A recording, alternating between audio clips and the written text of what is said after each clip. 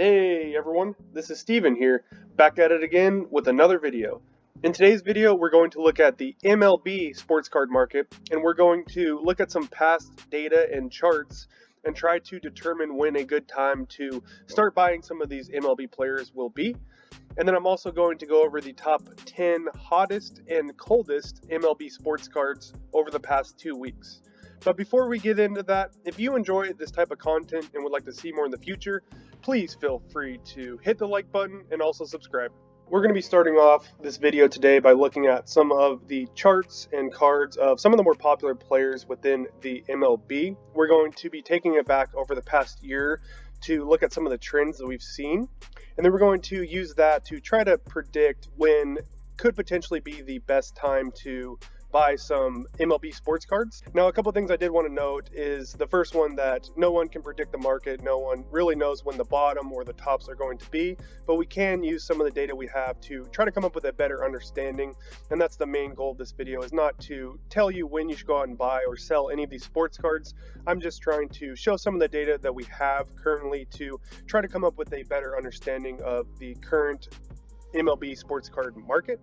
Another thing that I did want to mention is that in the January and February 2021 timeframe, we did see a significant increase in the sports card market. A lot of that was driven by hype and then also still lingering effects of COVID. And then ever since then, the sports card market has really taken a beating over the past 7 months or so. So I did want to say that some of these increases are going to be overinflated due to some of the hype and also just the overall nature of the sports card market increases that we saw at the time. But I think we still can look at some of this data, and I think it really can help us get a better understanding of what the market has done over the past year or so. And the last thing I wanted to mention before we get started here is that we've been told that the best time to buy sports cards, whether it's NFL, NBA, or MLB, the best time to pick up these cards is during the off season, and that is when the least amount of hype, eyes, and money are on these particular sports. So that's what we've been told, to pick up these cards as they're going to be the cheapest in the off season.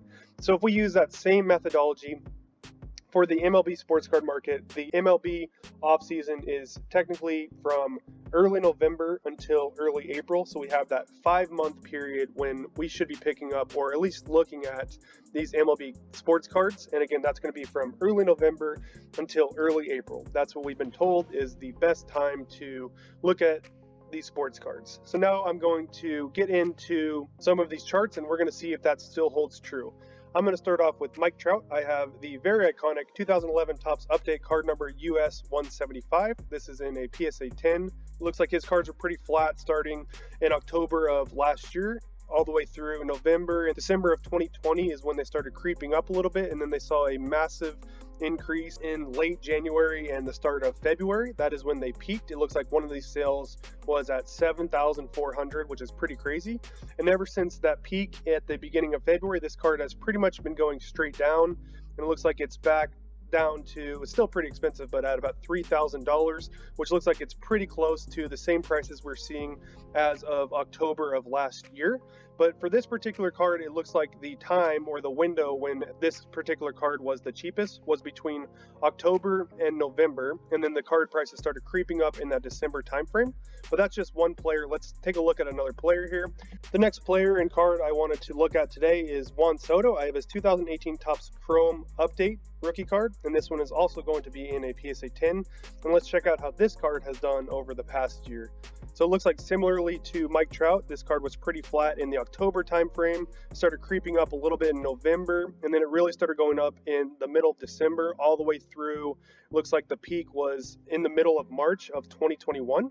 So this card really started creeping up in the December timeframe. So if we're looking at Juan Soto, it looks like the time to potentially pick up this card would have been between October and the middle of December of last year, with the peak in about March, which is right before the start of the baseball season. And ever since then, it looks like this card has trended pretty much straight down, as the Nationals aren't really a playoff contender this year, and Juan Soto started the year off a little slower than a lot of people expected, but we have seen a minor increase as he's been really tearing it up over the past year. But let's take a look at another player here. I have Fernando Tatis Jr., and this is his 2019 Topps Chrome Refractor rookie card, and this one is going to be in a PSA 10. And it looks like for Tatis, he saw a pretty significant bump. This one really strong sale at the beginning of October last year. Looks to be more of an anomaly at that time, but then it went straight back down to where it was, and it's been pretty flat from October to November of last year. And this card really started to creep up around that January 2021 timeframe, and then saw a significant run up here. It looks like it peaked around late February, early March timeframe, and then ever since then it's really gone down pretty significantly. But this looks pretty consistent to the Mike Trout and also the Juan Soto that we've seen, where prices were pretty flat and at their lowest point from that October to November timeframe. But the next card and player I have here is Ronald Acuna Jr. I have his 2018 Topps Chrome Refractor in a PSA 10. And this card looks like was on the same path. It was actually going down in October.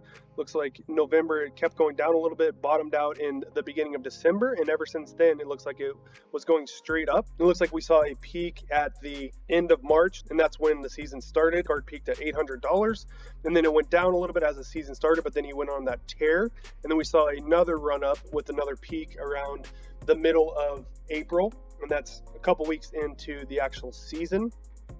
And then ever since then, we know that he got injured, but his cards are trending down since the beginning of the season. So far, this card and player is following the trends of some of the other players that we've seen, where the time to pick up was actually between October and around December of the prior year. The next player and card here I have is Mookie Betts. I have his 2014 Topps Chrome Update rookie card. This is going to be in a PSA 10. And for this card, again, it looks like it was pretty flat from October, November, and December. And then we started seeing an increase around January, and then it peaked at the beginning of February. And ever since then, it's been going straight down. So again, a lot of these cards are pretty flat up until December. They see a minor run up. And then a lot of them actually start peaking between the February and March timeframe. And as we get closer to the season is actually when the cards start going down, are the trends that we've been seeing for these players. The last player I have here is Rafael Devers. I have his 2018 Topps Chrome Baseball rookie card, and this one is going to be a Fractor.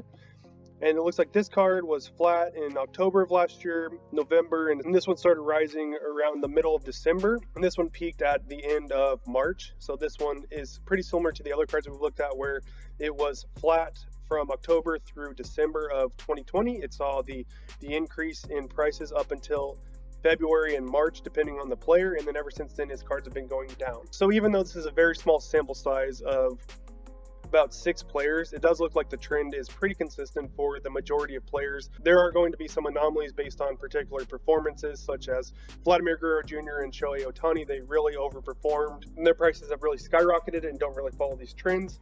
There's also going to be players that get injured or stuff happens to them during the offseason where their cards are negatively impacted. So there are always going to be anomalies, but it does look like the overall trend is that if the market trends continued similarly to how they were last year, the best time to pick up some of these MLB sports cards would be between October and middle of December. A lot of this has to do with the fact that we have the NBA rapidly approaching. It's going to start within the next month, so there's going to be a lot of eyes and hype on the NBA sports card market. We also have the NFL that recently just started up, so we're going to be in the middle of the NFL season coming up here, which a lot of people spend a lot of time and also really enjoy collecting NFL sports cards. So that is going to take up a lot of eyes and also money. And then also we do have the MLB Playoffs coming up. So we are going to see some price movement of some particular players on teams that advance into the playoffs. But that's going to be a select team, as there's only one team that can win the World Series. But it does look like a good time to start looking at or putting some of these MLB sports cards on your radar would be between the October and middle of December time frame, as that is when a lot of collectors and investors are going to be focused on some other sports card markets. But with that being said, we're going to switch over to some of the hottest and coldest MLB players over the past 2 weeks. So we're going to start off with some of the cards that have gone down the most over the past week, and this is going to be filtered on PSA 10s and baseball cards only, and also rookie cards only. So we're only looking at rookie cards of PSA 10s. Over the past 2 weeks, it looks like Trent Grisham's 5 rookie card portfolio is down about 2%. Mark McGwire, Big Mac, down about 2% as well. Jose Altuve down about 3%, Jeff McNeil down about 6%, Austin Meadows down 11%, Manny Machado down about 12%, as it does not look like the Padres are going to make the playoffs this year. There's a lot of chaos on that team. So it looks like his cards are down about 12% over the past 2 weeks. Jacob deGrom down about 12%. Paul Goldschmidt down about 12%. And then Giancarlo Stanton also down 13%. And then the biggest loser over the past week, this is pretty interesting here, but Tom Glavine is down about 27% for his 4 rookie card portfolio. So Tom Glavine's rookie card portfolio has actually gone down the most over the past 2 weeks at about 27%. So now that we looked at some of the cards that have gone down the most over the past 2 weeks, we're going to switch over to looking at some cards that have gone up the most over the past 2 weeks. We're going to start off with Yohan Moncada. His 5 rookie card portfolio is pretty much flat over the past 2 weeks. Francisco Lindor on the Mets up a slight 3% over the past 2 weeks. Mariano Rivera up 7%. And then also Pedro Martinez. We're seeing some of these older pitchers getting a little love, but Pedro Martinez is up about 8%. Jose Ramirez seeing a nice little bump of about 8% over the past 2 weeks. Then we have Greg Maddox, the Mad Dog. His 3 rookie card portfolio is up about 9%. Albert Pujols getting a little love, up about 11% over the past 2 weeks. Jose Canseco, that one's kind of interesting, up 16%.